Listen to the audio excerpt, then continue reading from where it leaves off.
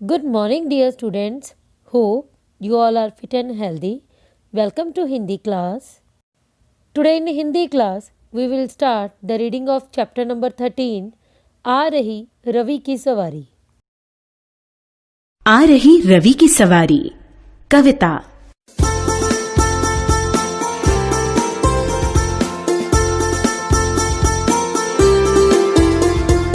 आ रही रवि की सवारी, नव किरण का रथ सजा है, कली कुसुम का पथ सजा है, बादलों से अनुचरों ने स्वर्ण की पोशाक धारी, आ रही रवि की सवारी।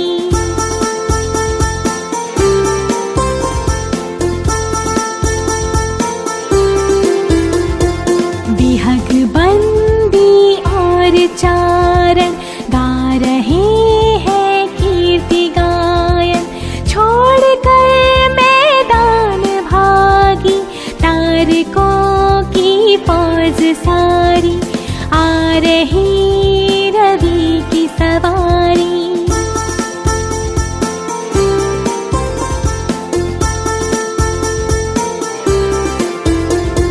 चाहता हूँ उछलू विजय के, पर ठिठकता देख कर या रात का राजा खड़ा है, राह में बनकर भिखारी, आ रही रवि की सवारी।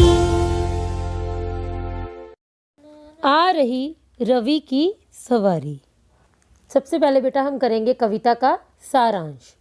श्री हरवंश राय बच्चन जी ने इस कविता में सूर्योदय का वर्णन करते हुए सूर्य को राजा के रूप में प्रस्तुत किया है। प्रकृति के उपकरणों से रूपक बांधते हुए उन्होंने उसे एक उदार राजा के रूप में चित्रित किया है, जो अपनी विजय की प्रसन्नता प्रकट नहीं करता और पराजित चंद्रमा को देखकर ठिठक जाता है। यह कविता प्रकृति प्रेम तथा सौंदर्य बोध की भावना के साथ ही दूसरे के दुख के प्रति संवेदनशील होने की भावना का विकास करती है। कवि ने विजय और पराजय दोनों स्थितियों में समता बनाए रखने का संदेश दिया है। कवि सूर्य के विजय रथ को देखकर भी प्रसन्न नहीं हो पाता, क्योंकि उसे रात का राजा चंद्रमा भिखारी के रूप में दिख रहा है।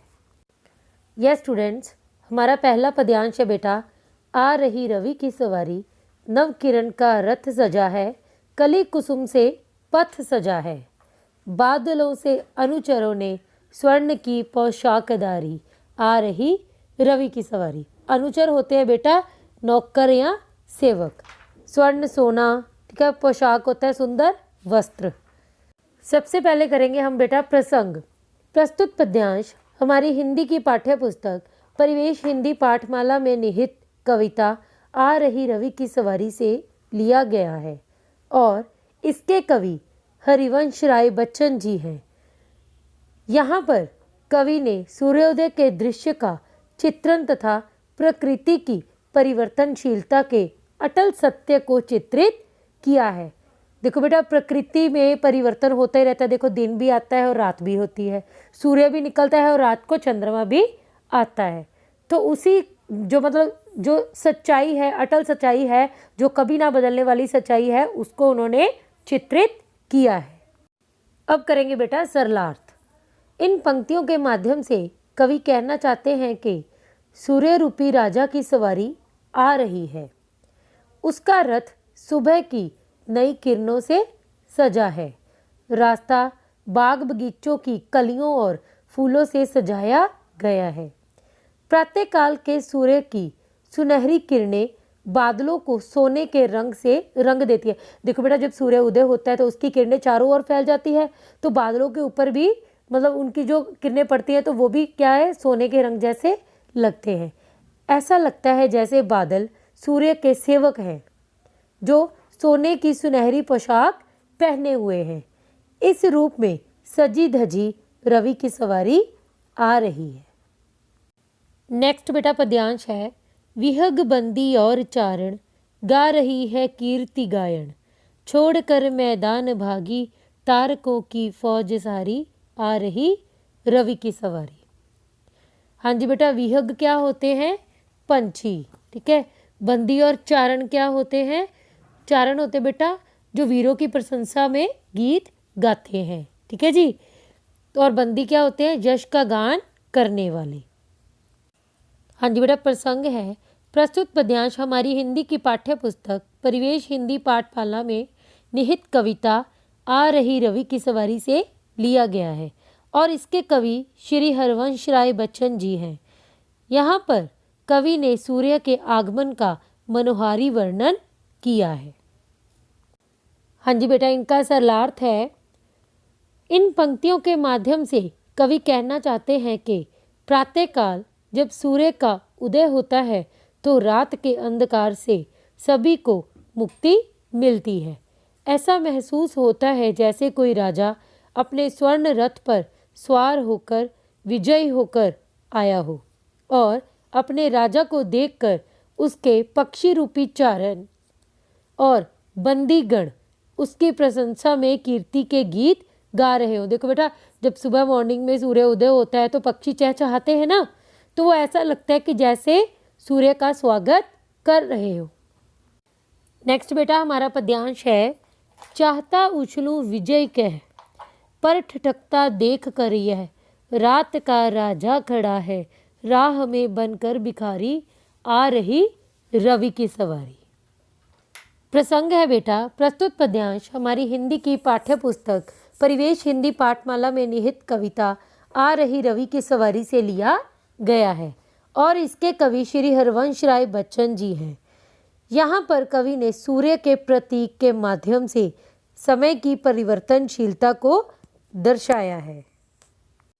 हाँ जी बेटा, सरलार्थ है, इन पंक्तियों के माध्यम से कवि कहना चाहते हैं कि वह सूर्य राजा की विजय से खुश होकर उछलना चाहता है। अचानक वह चंद्रमा की दशा देखकर ठिठक जाता है कि रात का राजा चंद्रमा रास्ते में भिखारी बनकर खड़ा है। देखो बेटा, चंद्रमा की अपनी रोशनी नहीं होती, वो सूर्य से प्रकाश लेकर चमकता है। अर्थात परिवर्तन इस संसार का अटल सत्य है। देखो बेटा, परिवर्तन तो इस संसार में होता ही रहता है। देखो, अगर दिन है तो रात भी आएंगे, सूर्य निकलता है तो रात को चंद्रमा भी निकलेगा, ठीक है। जिस प्रकार रात के स्या अंधेरे को सूर्य अपनी किरणों से दूर कर देता है, उसी प्रकार मनुष्य के जीवन में भी सुख और दुख का चक्र चलता रहता है। अतः मनुष्य को आने वाली हर परिस्थिति के लिए तैयार रहने में ही समझदारी है। देखो बेटा, सदा मनुष्य के जीवन पर दुख नहीं रहता और सदा सुख नहीं रहता, ये दोनों एक ही तराजू के पलड़े हैं, ठीक है ना। अगर सुख है तो दुख भी आएगा, अगर दुख है तो सुख भी आएगा, ठीक है जी। इसलिए कोई भी परिस्थिति हो, मनुष्य को हर समय उसको उसके साथ जूझने के लिए तैयार रहना चाहिए, कभी भी घबराना नहीं चाहिए। अब हम करते हैं कवि परिचय। हरिवंश राय बच्चन। हरिवंश राय बच्चन का जन्म 27 नवंबर 1907 में इलाहाबाद में हुआ था। बच्चन जी ने प्रयाग विश्वविद्यालय से अंग्रेजी भाषा में स्नातकोत्तर उपाधि प्राप्त की और बाद में पीएचडी की डिग्री भी प्राप्त की। इनके द्वारा रचित काव्य संग्रह है मधुशाला, मधुबाला, मधुकलश, तेरा हार, निशा निमंत्रण, दो चट्टानें इत्यादि। इनकी आत्मकथा 4 भागों में प्रकाशित हुई। इनका निधन 18 जनवरी 2003 में मुंबई में हुआ। तो ये था बेटा हमारा चैप्टर आ रही रवि की सवारी। Okay dear students, thank you.